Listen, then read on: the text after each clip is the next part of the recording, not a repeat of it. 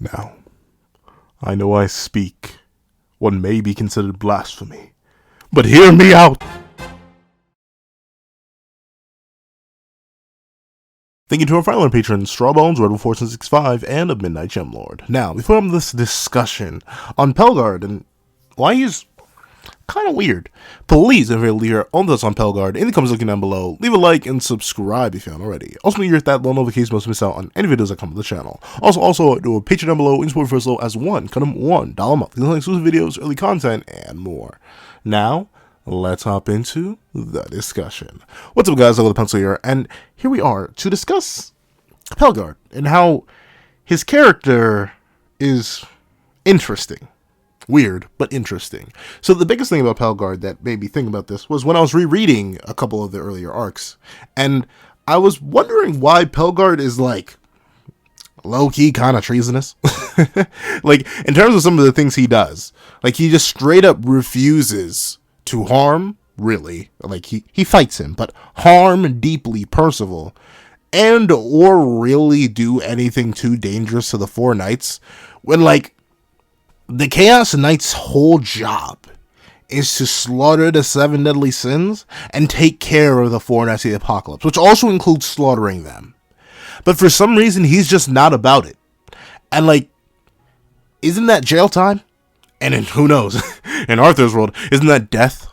Like, I don't know. It just seems strange that he would be so willing to do this. And admittedly, we do not know how much control, I guess is the word we're looking for, or surveillance he has over his men. We just don't. And we know that, at least based off their interactions with each other and Pelgard's general freedom as an individual, maybe he and Arthur are just homies that go way back. And I'd be fine with that.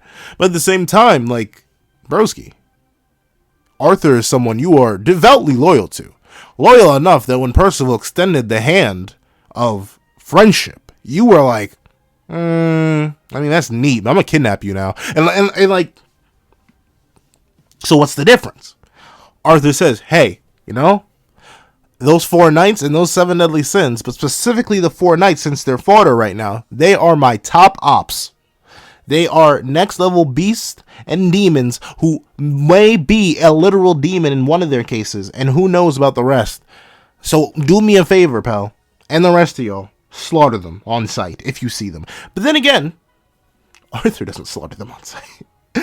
Like, he's also pretty casual about it. But still, at least in the general order sense, we see a like devout, toe-licking, boot-licking, toe-sucking Chaos Knight in Ironside.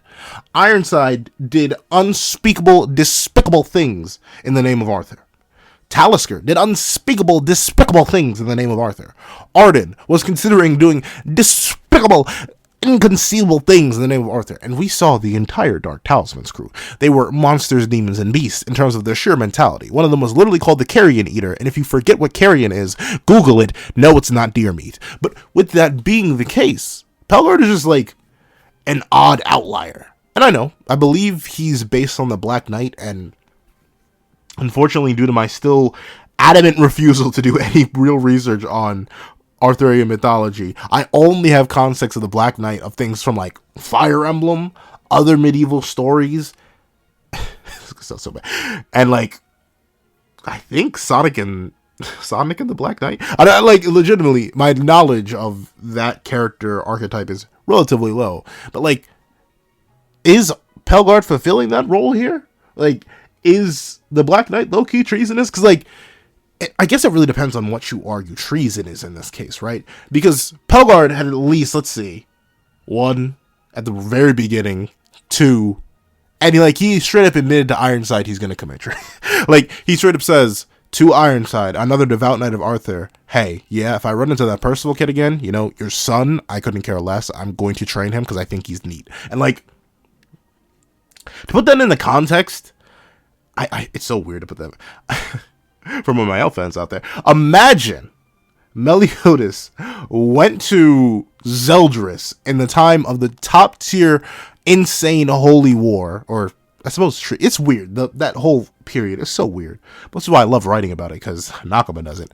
But say Meliodas, in top of the line, insane holy war times, after fighting Mael, went back to Zeldris, who wasn't the piety yet, but still an extremely loyal member of the demon clan, and says, hey, I'm going to, if I encounter him again, grab that boy Mael and train him up because I think he's neat.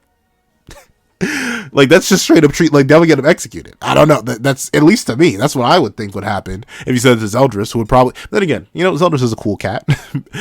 And maybe Ironside's more of a cool cat than I thought. Maybe he just didn't want to snitch because, Pelgard's the homie. And admittedly, Pelgard's everyone's homie, so he doesn't deserve to be snitched on. But at the same time, I don't know. It seems strange. He's loyal, yet he's not. Like, at least to me, a loyal knight of Arthur would have taken Percy's head.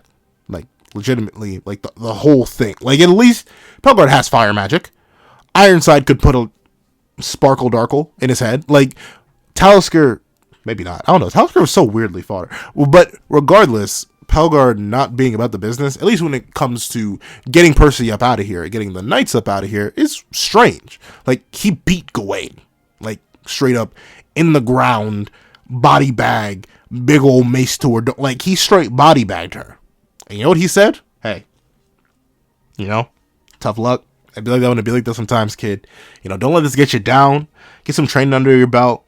Get your gains up, even though you're already massive. I ain't gonna knock your hustle. Your traps are bigger than my thighs. Like, I get it.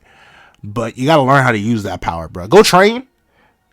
Not by me, though. I'm all about that Percy. We Percy gang, because you ain't even a main character, or the main character. You may be one of the titular characters, but you just ain't like that.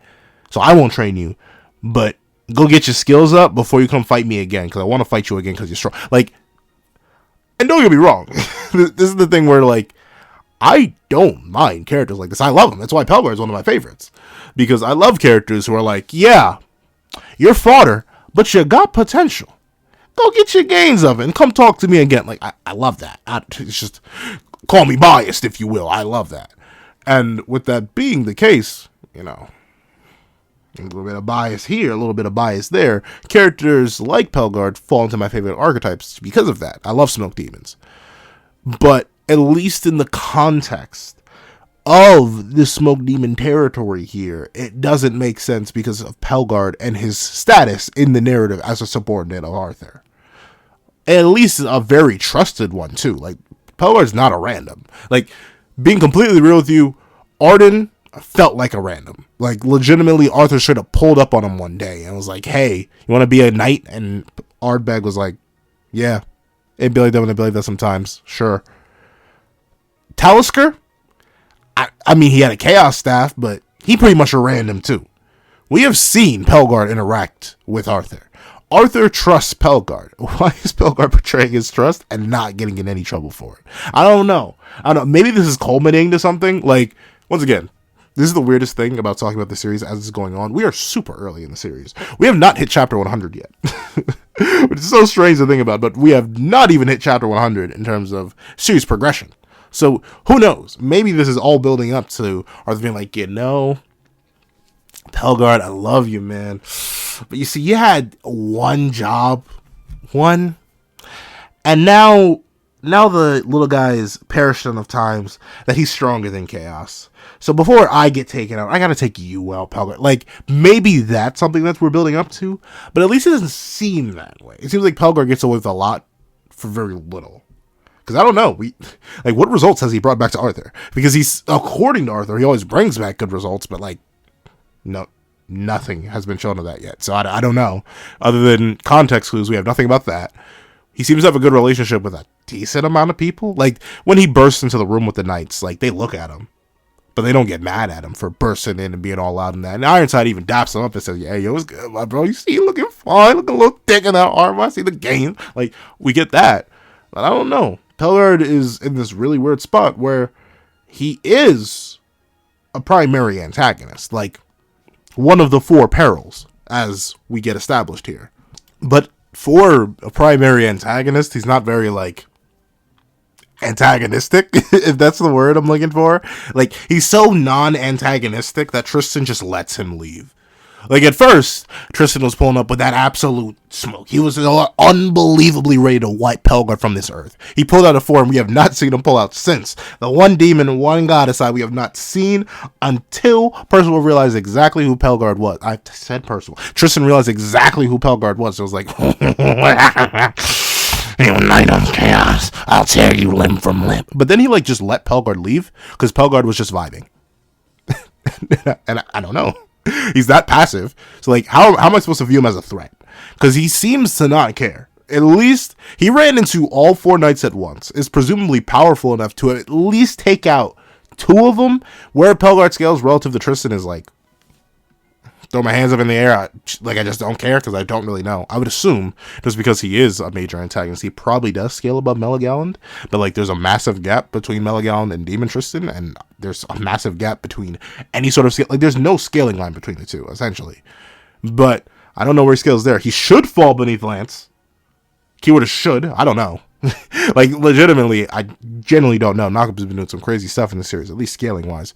So, I say at least scaling-wise, like, he has been going nuts on the writing, too. But regardless, in both the good and the bad way on the writing, but regardless, Pelgard being this, like, high-level, for-peril, crazy-level threat is, kind of offset by the fact that he's just a chill guy who just be vibing and such.